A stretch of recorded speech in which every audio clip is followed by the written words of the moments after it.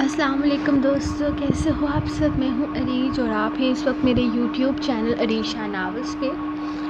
قرآن پاک کی بے حرمتی کرنے والے جاہلوں کے خلاف ایک چھوٹے سے ماز میں ہم کامیاب رہے ہیں الحمدللہ۔ یوٹیوب پر 2 ایپیسوڈ نہ آنے کی وجہ یہی تھی کہ ہم نے ان لوگوں کے خلاف ایک چھوٹی سی کوشش کی تھی۔ باقی اللہ پاک ہر انسان کی کوشش کو قبول کرنے والا ہے۔ آپ سب نے میرا ساتھ دیا، اس کے لیے میں آپ کی شکر گزار ہوں، اور جو لوگ اس سب کے باوجود بھی ایپیسوڈ کا پوچھتے رہے ان کے لیے میں کچھ نہیں کر سکتی۔ باقی کچھ لوگوں نے کہا کہ صرف آپ ہی ہیں جو ایپیسوڈ نہیں دے رہی، باقی سب لوگ تو دے رہے ہیں، تو میں صرف اتنی سی بات ہے کہ مجھے میری قبر میں جانا ہے اور باقی سب لوگوں نے اپنی قبر میں جانا ہے۔ کسی دوسرے سے میرا کوئی مطلب نہیں ہے اور نہ ہی میں کبھی دوسروں کے معاملوں میں پڑتی ہوں۔ شکریہ۔ فجر کا وقت ہے اس وقت اور ابھی اذانوں کا لمبا سلسلہ ختم ہوا ہے، تو پھر میں بیٹھی ہوں نماز پڑھ کے ریکارڈنگ کے لیے کہ ریکارڈنگ کر لوں، کیونکہ یہاں پہ اتنا شور شرابہ ہے۔ ظاہر سی بات ہے، گھر میں شادی ہے تو آپ لوگ سمجھ ہی سکتے ہیں۔ اس وقت میں ماموں کے اسٹور روم میں آ کر بیٹھی ہوں کہ یہاں پہ تھوڑا شور شرابہ کم ہوگا، لیکن ظاہر سی بات ہے، آپ تو سمجھ ہی سکتے ہیں کہ جہاں پر شادی ہو وہاں شور نہ ہو، ایسا ہو ہی نہیں سکتا۔ ماموں کے اسٹور روم کے پنکھے کی آواز بھی آپ کو آ رہی ہوگی۔ اتنی زیادہ بارش ہوئی ہے کہ کیا ہی بتاؤں، اور اتنے شور شرابے میں ایک ایپیسوڈ مشکل سے لکھ پا رہی ہوں۔ ناممکن سی بات ہے، بلکہ کیسے لکھی ہوں آپ کو بتا بھی نہیں سکتی، تو 2 لکھنا تو چانس ہی کوئی نہیں ہے، تو آپ لوگ سمجھ سکتے ہو میری مجبوری۔ تو لیٹس اسٹارٹ آج کی ایپیسوڈ۔ کبھی یوں بھی آپ میرے دل میں تو قسط نمبر 72 تحریر عریشہ۔ اچھا بتاؤ کیا کھاؤ گی تم؟ اس کے لیے کرسی گھسیٹتے ہوئے وہ اسے بٹھاتا، خود بھی سامنے والی کرسی پر بیٹھتے ہوئے اس سے پوچھنے لگا۔ سامنے مینیو کارڈ پڑا ہے، میں خود آرڈر کر سکتی ہوں، وہ کھا جانے والے انداز میں کہتی مینیو کارڈ کی طرف دیکھنے لگ گئی تھی۔ مائرہ میں نخرے برداشت کرنے کے لیے تیار ہوں، بدتمیزی نہیں، وہ بہت سخت لہجے میں بولا تھا، اور میں آپ سے کوئی بدتمیزی نہیں کرنا چاہتی، اسی لیے آپ مجھ سے بات ہی نہ کریں۔ اس کا انداز اب بھی ویسا ہی تھا۔ تھپڑ کھا کر عقل ٹھکانے آئے گی کیا؟ اس کے دوسری بار بدتمیزی پر وہ اسے گھورتے ہوئے اتنے سخت لہجے میں بولا، مجھے واپس جانا ہے۔ وہ اچانک اٹھ کر کھڑی ہو گئی، یعنی کہ تھپڑ کھا کر ہی عقل آئے گی۔ اس دفعہ وہ اتنی سختی سے بولا کہ وہ اسے دیکھ کر رہ گئی۔ بیٹھ جاؤ واپس، یہ مت سوچنا کہ بیوی کے چوچلے اٹھانے والا مرد ہوں میں۔ اگر تمہیں برداشت کر رہا ہوں تو اس کے پیچھے کی وجہ صرف اتنی سی ہے کہ تم غلط فہمی کا شکار ہو، ورنہ بیویوں کی عقل ٹھکانے لگانا بہت اچھے طریقے سے جانتا ہوں میں۔ میرے مزاج سے واقف نہیں ہو تم مائرہ، یہ نہ ہو کہ اپنی حرکتوں پر سوائے پچھتانے کے اور کچھ ہاتھ نہ آئے۔ وہ سارا لحاظ ایک طرف رکھتے ہوئے اتنے غصے سے بولا تھا کہ مائرہ کو اس کے ارادے خطرناک لگنے لگے۔ آپ اگر مجھ سے اس طرح سے بات کریں گے تو میں آپ کے لیے ایک سیکنڈ بھی آپ کے ساتھ نہیں بیٹھنا چاہوں گی۔ اس دفعہ وہ ذرا ٹھنڈے مزاج سے بولی تھی، لہجے میں عزت احترام شامل تھا، یعنی عقل ٹھکانے آ رہی تھی۔ اور اگر تم مجھ سے اس طرح سے بات کرو گی تو جو تربیت وہ انگریز ہاسٹل کی وارڈن منسا چاچی کی دنیا میں جانے کے بعد تمہاری نہیں کر پائی، وہ میں کروں گا۔ وہ اب بھی اسے رعایت دینے کے موڈ میں نہیں تھا۔ اگر آپ کو لگتا ہے کہ آپ اس طرح مجھ سے رویہ رکھیں گے تو میں ساری زندگی آپ کے ساتھ رہوں گی تو بس بہت کر لی بکواس۔ اب اگر تم نے ایک اور دفعہ اپنے دماغ میں ہماری علیحدگی کا خیال لایا نا، تو میں کیا کروں گا جس سے میں خود بھی واقف نہیں ہوں۔ وہ ٹیبل پر زور سے ہاتھ مارتے ہوئے اونچی آواز میں چلایا تھا۔ آگے پیچھے کیبنز میں بہت سارے لوگ ان کی طرف متوجہ ہو چکے تھے، لیکن فیملی کیبن ہونے کی وجہ سے کوئی بھی اندر چلنے والے سین کو دیکھ نہیں پایا تھا۔ آپ کا دماغ تو خراب نہیں ہو گیا؟ ہم پبلک پلیس میں بیٹھے ہیں۔ اس نے آواز کم آواز میں سمجھانا چاہا تھا، لیکن اس کے مزاج کی گرمی پر وہ تھوڑا گھبرا ضرور گئی تھی۔ یہی بات میں بھی تمہیں سمجھانا چاہتا ہوں، لیکن شاید تم نرمی اور محبت کی بات سمجھتی ہی نہیں ہو۔ کوئی بات نہیں، جس زبان کو تم سمجھتی ہو نا، ہم اسی زبان میں بات کر لیا کریں گے۔ وہ کندھے اچکا کر سکون سے پیچھے ٹیک لگا چکا تھا، جبکہ مائرا خاموشی سے سر جھکا چکی تھی۔ جب اچانک ویٹر وہاں داخل ہوا۔ بتاؤ تم نے کیا کھانا ہے؟ اس دفعہ اس نے ریلیکس موڈ میں پوچھا تو مائرا نے فوراً اپنا آرڈر نوٹ کروایا تھا۔ یہ آرڈر لے کر آؤ، اور کھانے کے فوراً بعد ایک آئس کریم اور ایک کڑک سی چائے۔ وہ مسکرا کر ویٹر کو اپنا آرڈر لکھوا چکا تھا، جبکہ مائرا بھی کچھ بھی نہ بولی، خاموشی سے ٹیبل کو دیکھتی رہی۔ اس وقت اس کا اپنا بھی اسے چھیڑنے کا کوئی موڈ نہیں تھا، اسی لیے خاموشی سے اپنے موبائل میں مصروف ہو گیا۔ لیکن آج وہ ایک بات تو سمجھ چکا تھا کہ مائرا شاید نرمی کسی بات کو سمجھ نہیں سکتی۔ وہ لاتوں کی زبان کو سمجھتی ہے، اور جس زبان کو مائرا سمجھتی تھی وہ اسی زبان میں اس سے مخاطب ہونے والا تھا۔ میں نے کچھ نہیں کیا، مجھے اس کام کے لیے پیسے دیے گئے ہیں۔ میں غریب انسان ہوں، پیسے کی لالچ میں آ گیا صاحب جی، مجھے معاف کر دیجیے۔ مجھ سے بہت بڑی غلطی ہو گئی، بہت بڑا گناہ ہو گیا۔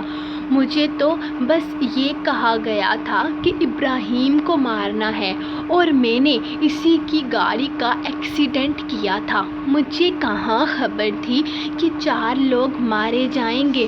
خدا کے لیے مجھے چھوڑ دیجیے صاحب، مجھے معاف کر دیجیے۔ میں جانتا ہوں مجھ سے بہت بڑی غلطی ہو گئی ہے، اور میں اپنا جرم قبول کرتا ہوں۔ خدا کے لیے مجھے پھانسی پر چڑھنے سے بچا لیجیے۔ 4 دن مسلسل مار کھانے کے بعد آخر وہ ٹرک ڈرائیور آج بول پڑا تھا۔ وہ ابراہیم مصطفیٰ کو مارنا چاہتا تھا۔ اس کا مطلب سچ میں وہ جان بوجھ کر ایک ایکسیڈنٹ تھا جس میں اسے بھی پیسے دیے گئے تھے۔ اب یہ بات ان پولیس والوں نے کیسے بھی ابراہیم تک پہنچانی تھی، لیکن وہ تو اس وقت نیو یارک میں تھا، اور نیو یارک کا نمبر ان کے پاس تھا ہی نہیں۔ تمہیں اس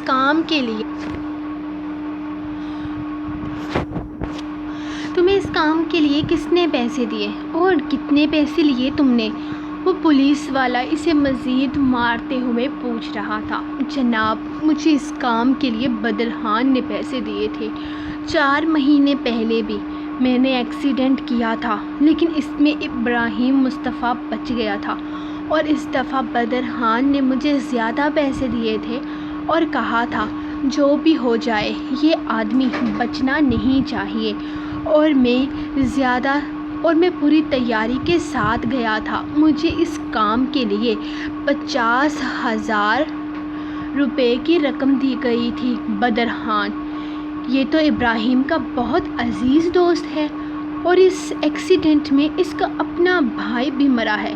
اس کا مطلب ہے کہ ابراہیم کے ساتھ ساتھ اس کی اپنے بھائی کے ساتھ بھی دشمنی تھی۔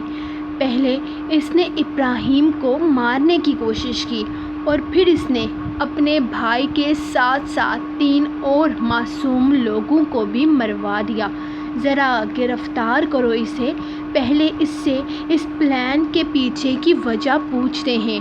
پولیس والا اپنے لوگوں کو آرڈر دیتے ہوئے ایک قہر برساتی نظر اس ٹرک ڈرائیور پر ڈالتا باہر نکل گیا تھا۔ چھوڑنے والا تو وہ اسے بھی نہیں تھا۔ سر، بدرخان ملک سے فرار ہو چکا ہے، اس کا کہیں کوئی اتا پتہ نہیں چل رہا۔ اس کے نوکروں کا کہنا ہے کہ وہ تقریباً 3 ہفتوں سے غائب ہے۔ پولیس انسپکٹر نے آ کر بری خبر سنائی تھی، تو پتہ کرواؤ اس کے بارے میں۔ ابراہیم صاحب کے واپس لوٹ کر آنے سے پہلے ہمیں یہ کیس حل کرنا ہوگا۔ بدرخان کو کہیں سے بھی ڈھونڈ کر لاؤ۔ وہ بھی ابراہیم صاحب کے واپس آنے سے پہلے وہ آرڈر دیتے ہوئے بولا، جی سر، انشاءاللہ آپ فکر نہ کریں، ہم اس کو ڈھونڈنے کی پوری کوشش کر رہے ہیں۔ وہ کتنا ہی چالاک کیوں نہ ہو، پولیس کے ہاتھوں سے بچ نہیں سکتا۔ ہم اسے کہیں سے بھی ڈھونڈ نکالیں گے، اور وہ بھی انشاءاللہ ابراہیم صاحب کے واپس آنے سے پہلے۔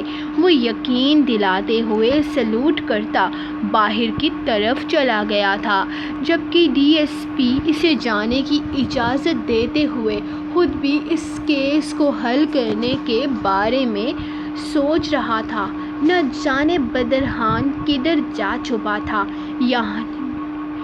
جہاں بھی چھپا تھا پولیس اسے ڈھونڈ ہی نکالے گی۔ وہ آفس پہنچا تو اسے پتہ چلا کہ روبن کا ایکسیڈنٹ ہو گیا ہے اور وہ اس وقت ہسپتال میں داخل ہے، کیونکہ ڈینی اسے پہلے ہی بتا چکا تھا کہ اس کا کوئی ایکسیڈنٹ نہیں ہوا، بلکہ ڈینی نے اس کی مرمت کر کے بھیجا ہے۔ تو اس نے زیادہ دھیان نہ دیتے ہوئے روز کے آفس کا رخ کیا تھا۔ تائش، تم کہاں چلے گئے تھے؟ میں کب سے تمہارے آنے کا انتظار کر رہی تھی۔ اچانک بنا بتائے تم چلے گئے، وہ اسے دیکھتے ہی کہنے لگی، جبکہ وہ کرسی گھسیٹ کر اس کے سامنے بیٹھ گیا تھا۔ I'm so sorry روز، مجھے اچانک میٹنگ چھوڑ کر جانا پڑا۔ اصل میں تناوش کے کالج میں گیا تھا، کیونکہ روبن وہاں گیا تھا اور تناوش کو تنگ کر رہا تھا، لیکن وہاں میرے کزن نے اس کو کافی مارا ہے، کیونکہ وہ میری بیوی کے ساتھ وہاں کافی زیادہ بدتمیزی کر رہا تھا، اور پتہ نہیں اسے کون سی تصویریں دکھا رہا تھا۔ مجھے سمجھ میں نہیں آ رہا یہ روبن کیوں الٹے سیدھے پنگے لے رہا ہے مجھ سے۔ اگر اسے مجھ سے کوئی مسئلہ ہے تو اسے مجھ سے بات کرنی چاہیے۔ وہ وہاں میری بیوی کے کالج میں کیوں گیا ہے؟ اگر یہی سب کچھ چلتا رہا روز تو مجھے اس کے خلاف کوئی ایکشن لینا پڑے گا۔ وہ کافی غصے سے بول رہا تھا۔ مجھے نہیں پتا وہ یہ سب کچھ کیوں کر رہا ہے، اور وہ تمہاری وائف سے ملنے کے لیے اس کے کالج میں کیوں گیا تھا، پر تم فکر مت کرو، میں سب پوچھتی ہوں، اور پلیز تمہیں کچھ کرنے کی ضرورت نہیں ہے۔ روبن اور کرسٹن آئے دن ہمیں تنگ کر رہے ہیں روز، ہماری فلم کی شوٹنگ لیٹ سے لیٹ تر ہوتی جا رہی ہے۔ ہمیں اس مسئلے کا کوئی حل نکالنا ہوگا، اور تم فکر مت کرو، روبن کو میں خود آج ہینڈل کر لوں گی۔ میں نے سنا تھا کہ اس کا ایکسیڈنٹ ہوا ہے اور اس وقت ہسپتال میں ہے۔ مجھے اندازہ نہیں تھا کہ تمہارے بھائی نے اسے مارا ہے، لیکن مجھے اس بات کا بالکل بھی افسوس نہیں ہے۔ شاید وہ یہی ڈیزرو کرتا تھا۔ تم پلیز اپنا بی پی ہائی مت کرو، میں خود سب کچھ سنبھال لوں گی، تمہیں اس مسئلے میں پڑنے کی ہرگز ضرورت نہیں ہے۔ وہ اس کے ہاتھوں پر اپنا ہاتھ رکھ کر اسے سمجھا رہی تھی، جبکہ وہ صرف ہاں میں سر ہلا گیا۔ اس کے چہرے سے وہ اندازہ لگا سکتی تھی کہ وہ اس وقت کتنے غصے میں ہے۔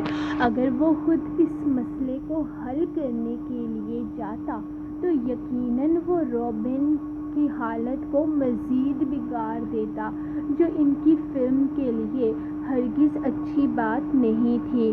روبن کیوں پنگے بازی کر رہا تھا اس کے ساتھ، وہ خود بھی سمجھ نہیں پائی تھی، لیکن کوئی نہ کوئی وجہ تو تھی۔ وہ نوٹ کر رہی تھی کہ وہ روبن تاشفین کو بہت زیادہ ناپسند کرتا ہے اور آئے دن اس کے ساتھ کافی بدتمیزی بھی کرتا ہے، جس کے وہ سخت خلاف تھے۔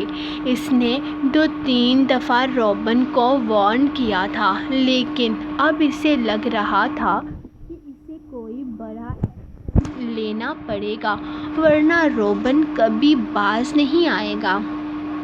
میں تمہارے لیے کافی منگواتی ہوں، تم اپنا غصہ ٹھنڈا کرو، اور باقی ہم کرسٹن کے ساتھ جو سین اکیلے میں شوٹ کرنے والے ہیں وہ کر لیتے ہیں، کیونکہ جب تک روبن ٹھیک نہیں ہوتا تب تک وہ فلم کے لیے واپس نہیں آ سکتا۔ تمہارے بھائی کو تو تھوڑا لحاظ کرنا چاہیے تھا تاکہ ہمارے ہیرو کی شکل نہ بگڑتا، وہ مزاحیہ انداز میں بولی تو تاشفین کے چہرے پر مسکراہٹ بکھر گئی۔ تمہیں شکر ادا کرنا چاہیے کہ وہ زندہ ہے، کیونکہ اگر میرے ہاتھ لگ کر وہ ایسی حرکت کرتا تو میں اسے جان سے مار دینے سے بھی پیچھے نہ ہٹتا۔ یہ تو ڈینی تھا جس نے اسے زندہ چھوڑ دیا۔ اسے سمجھانا کہ آئندہ احتیاط کرے، ورنہ پچھتاوے کے علاوہ اس کے ہاتھ اور کچھ نہیں آئے گا۔ وہ صاف الفاظ میں دھمکی دے رہا تھا۔ اسے پرواہ نہ تھی فلم پر کتنا برا اثر پڑتا ہے، لیکن اب روبن کی کوئی بھی حرکت اسے بہت برے حالات فیس کرنے پر مجبور کر سکتی تھی۔ یہاں پر گاڑی کیوں روک دی ہے آپ نے؟ سیدھا گھر چلیں۔ مجھے کہیں نہیں جانا، صرف گھر جانا ہے۔ مجھے نیند آ رہی ہے بہت سخت۔ وہ کھانا کھانے کے بعد واپس گھر جا رہے تھے جب اچانک ہی اس نے سمندر سے تھوڑا فاصلے پر گاڑی روک لی۔ ساحل سمندر کی طرف اس وقت کوئی بھی نہیں تھا، جبکہ موسم انتہائی خوشگوار تھا۔ تھوڑی دیر ٹھنڈی ہوا لینے کے لیے یہاں آیا ہوں۔ مجبوری تھی کہ تمہیں بھی ساتھ لے کر آنا پڑا، کیونکہ تم یہاں میرے ساتھ آئی ہو۔ خیر، دیکھو کتنا پیارا موسم ہے، انجوائے کرو، تھوڑی دیر میں واپس چلتے ہیں۔ وہ اسے کہتے ہوئے آگے کی طرف قدم بڑھانے لگا تھا، جبکہ مائرا نے گاڑی سے نکلنے کی بھی زحمت نہ کی۔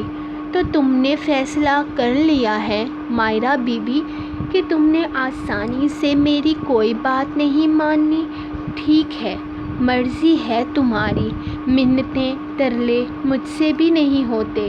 اب تم اس خوش فہمی میں تو نہ ہی رہو کہ میں تمہاری وجہ سے اپنا موڈ خراب کروں گا۔ وہ پیچھے کی طرف مڑ کر دیکھتے ہوئے بولا، جبکہ مائرا اگنور کر گئی۔ وہ گاڑی سے نہ نکلی تھی، مطلب یہی تھا کہ وہ اس کے ساتھ کسی رومانٹک واک پر نہیں جانا چاہتی تھی۔ وہ کندھے اچکا کر آگے کی طرف بڑھنے لگا جب اسے پیچھے اچانک مائرا کے چیخنے کی آواز سنائی دی۔ وہ جانتی تھی وہ باہر کھڑا اسی کا انتظار کر رہا ہے، لیکن اس کا کوئی ارادہ نہ تھا اس کے ساتھ جانے کا۔ اگر وہ یہ رشتہ رکھنا ہی نہیں چاہتی تھی تو اس کے ساتھ فضول میں وقت برباد کیوں کرتی؟ اس کے آنے کا کہنے پر بھی وہ گاڑی سے نہ اتری تو وارق بھی ناراضگی سے چہرہ پھیر کر آگے کی طرف چلا گیا تھا۔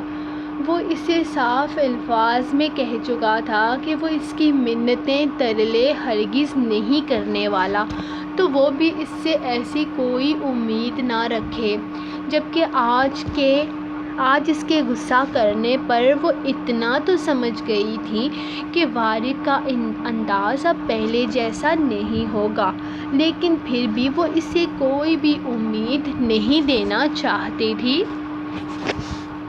اس کے آگے کی طرف چلے جانے کی وجہ سے وہ دور تک اسے دیکھتی رہی، جب اچانک اسے اپنی گاڑی کے شیشے پر ٹھک ٹھک کی آواز سنائی دی۔ اس نے مڑ کر دیکھا تو یہاں پر ایک عجیب گندا سا بکھرے ہوئے سفید بالوں والا آدمی چہرے پر دھول مٹی سے اپنی حالت خراب کیے عجیب سے انداز میں مسکرا رہا تھا۔ اس کے سامنے والے دانت ٹوٹے ہوئے تھے اور وہ اتنی عجیب طرح کی حرکتیں کر رہا تھا کہ مائرا کو اس سے خوف محسوس ہونے لگا۔ وہ اگلے ہی لمحے چیخ کر وارق کی طرف دیکھنے لگی۔